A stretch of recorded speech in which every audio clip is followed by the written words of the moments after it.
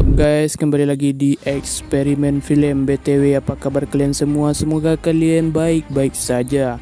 Dan jangan lupa bangun pagi dan jangan bangun siang, karena bangun siang tandanya kamu tidur terlalu lambat. Dan tidak lupa juga isi paket ke Belanda yang banyak atau pakai wifi desa, wifi tetangga yang kata sandinya yang sudah kalian hacker. Dan tidak usah diperlambat, kali ini kita akan menceritakan sekaligus membahas film yang paling fenomenal di zaman Hindia Belanda pada pertengahan abad 21. Ya, film ini bercerita tentang kengerian company-company Belanda terhadap warga lokal yang disuruh kerja paksa untuk menghasilkan golden buat para company-company yang seperti biawak. Dan hanya ada satu pria yang berusaha melawan atas penindasan yang tidak kenal budi pekerti. Dia adalah si jago kecamatan, yakni Jaka Sembung atau dikenal juga dengan sebutan Parman. Film ini berjudul Jaka Sembung 1981, dan pada zaman itu kita masih dalam keadaan masih di dalam lutut. Dan bagaimana cerita dan kengerian film lokal ini, dan langsung saja kita bahas film si Joko ini.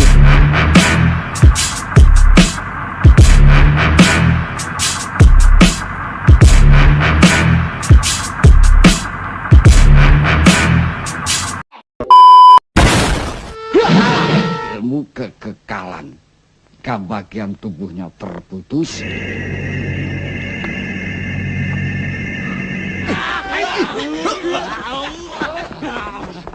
pertama-tama dan yang paling utama kita akan melihat pemberontakan dan pembangkang yang terdiri dari 90 orang yang di dalamnya termasuk si Jaka Sembung.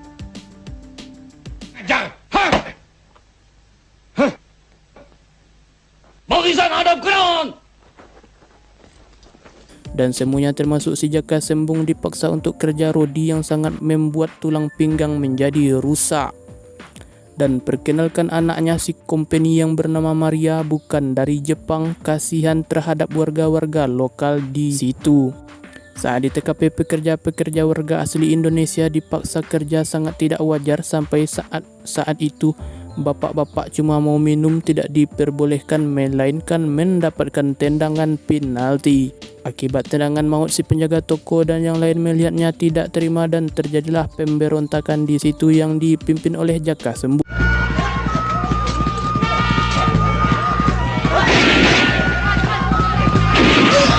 Dan di sela-sela pergelutan terjadi, dan disitulah Jaka Sembung berhasil kabur, beberapa temannya dan sisanya berhasil dikill. Setelah itu tangan kanannya company melapor kejadian di tambang tadi bahwa Jaka Sembung dan para antek-anteknya separuh memberontak dan berhasil kabur. Dan setelah mendengar laporan itu, company lantas sangat marah dan ingin mencari dan membunuh Jaka Sembung dengan cara mengadakan sayembara dan mengundang jago-jago antar desa untuk bergabung. Orang pribumi, mengertinya cuma itu. Padahal ada satu siasat lagi. kita membuat sayembara. Jawara tangguh untuk menangkap seorang perampok ulung. Setelah undangan disebarluaskan dan undangan yang nyampe di depan mata si Kobar yang kebal peluru, dan dia berniat untuk ikut sayembara itu untuk mendapatkan imbalan yang berupa golden boat.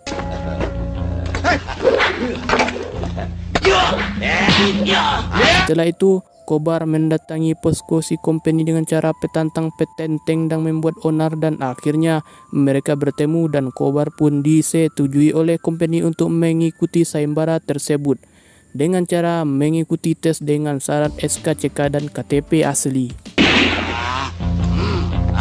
Sayembara. Asal bayarannya 3 kali 100 golden. Mesti diuji dulu. Setelah dites dengan banteng lilin yang sangat agresif dengan kekuatan Kobar yang kuat dan kebal, banteng pun bukan tandingannya.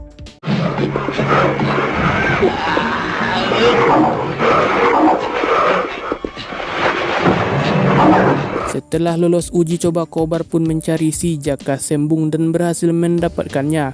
Saat itulah terjadi pergelutan yang terjadi 7 hari 7 malam, dan di malam ke-8 Kobar pun tewas di tangan Jaka Sembung dengan cara ditusuk kelapanya dengan bambu kuning.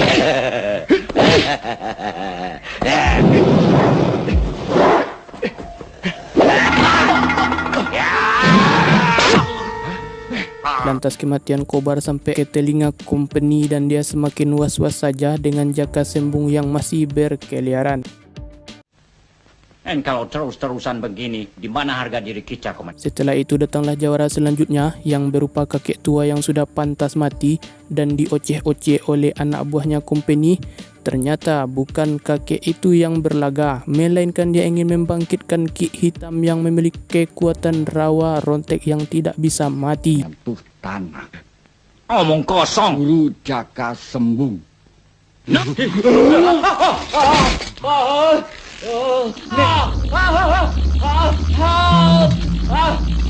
Setelah melihat ilmu si kakek company tanpa pikir panjang dan tanpa tes, langsung menyuruhnya untuk membangkitkan Ki Hitam. Dan hari itu juga, jam itu juga, mereka mulai mencari letak mayat Ki Hitam dengan baca-bacaan kitab sakni. Akhirnya Ki Hitam berhasil dibangkitkan kembali.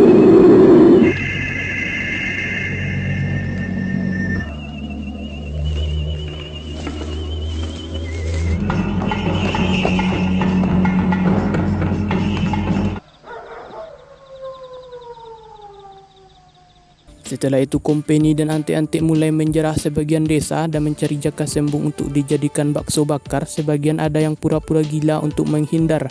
Dan akhirnya Jaka Sembung pun tiba juga.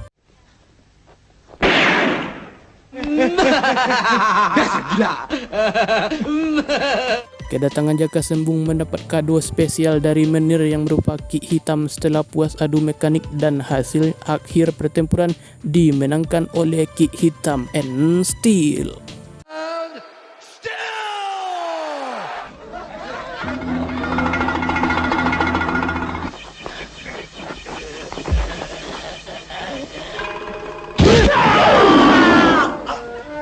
Jaka Sembung pun diarak sekeliling kota dan dipenjarakan di penjara Menir di Netherlands. Di sisi atas pun Maria selaku anak Menir pun kasihan atas apa yang mereka perbuat terhadap Jaka Sembung. Ayo cepat. Masuk.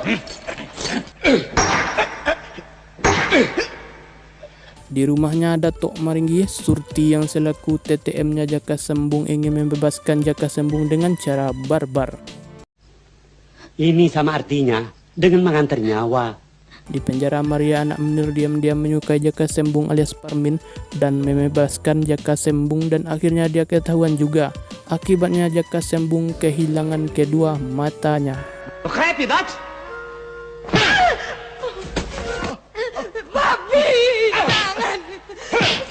Di luar, Surti juga berhasil ditangkap oleh prajuritnya Menir. Dengan tenaga yang masih tersisa, Jaka Sembung berhasil kabur dengan cara menjebol dinding beton bekas coran kuli Jawa. Di luar, Ki Hitam sudah menunggu Jaka yang mau kabur. Dengan ajaibnya, Ki Hitam membuat Jaka Sembung menjadi bagong dan diburu oleh warga dan anjing.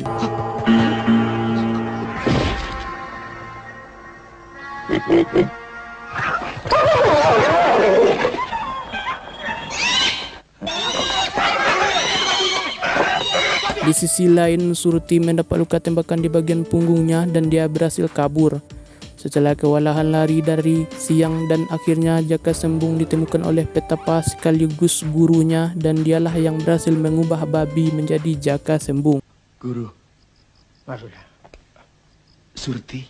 dia baru saja meninggal beberapa saat. Dan sayangnya Surti sekaligus pasangan Jaka Sembung pun modar saat terkena tembakan oleh Menir tadi. Dan Surti pun merelakan dua bola matanya didonorkan kepada Jaka Sembung atas rasa kasih sayangnya. Dan si guru tanpa perlu kuliah jurusan dokter pun melakukan operasi alam goib. Dengan hanya sepersekian detik pun mata pun berhasil dipindahkan.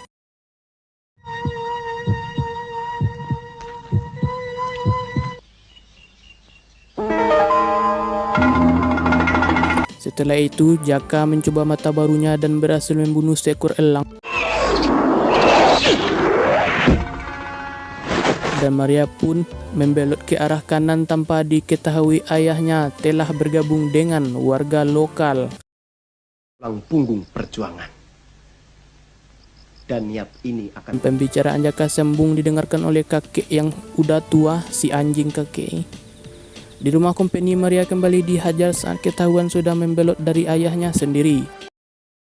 Menemui orang-orang jaket sembung, ha? Memang Babi yang lakukan tidak seperti mereka-mereka. Di musola, tempatnya saat Jaka Sembung sedang sholat berjamaah, datanglah Ki Hitam dan kakek tua yang berniat membunuh si Jaka Sembung. Kedatangan mereka berdua tidak membuat gentar Jaka Sembung dan pertarungan epik pun terjadi. Hai, orang-orang murtad. Untuk apa kalian datang kemari?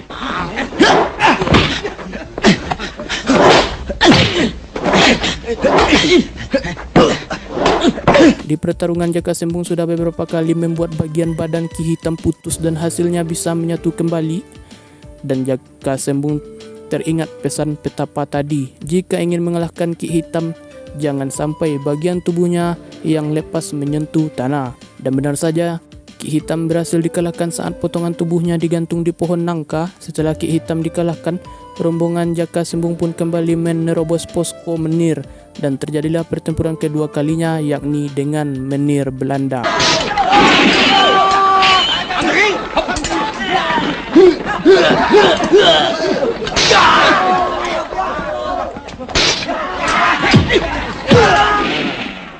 Kau cari mati anak muda? Hah?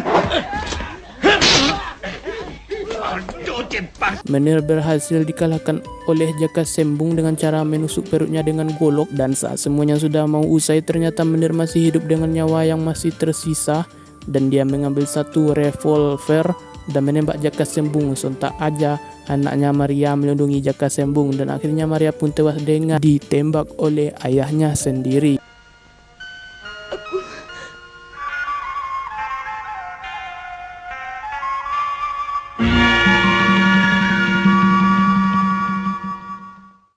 Habis sampai situlah film Jaka Sembung 1981. Saat kita berada di tanah air kita, baik itu di kecamatan, desa, kabupaten atau bahkan provinsi, dengan biarkan orang luar atau yang bukan asli situ merajalela di tempat kita. Kalau bisa kita pun pergi ke kawasan orang, jangan semena-mena terhadap orang lokal atau orang asli di situ kalau tidak mau nasib seperti Ki Hitam. Dan itu saja pembahasan yang dapat saya rangkum untuk hari ini. Semoga kalian senang, dan yang penting gak perlu lihat fullnya karena itu akan menghabiskan kota dan waktu kalian. Dan demikianlah ceramah singkat hari ini, dan sampai jumpa di video selanjutnya jika tidak ada halangan, and see you on the next video. Bye bye. Si Maria begitu cantik.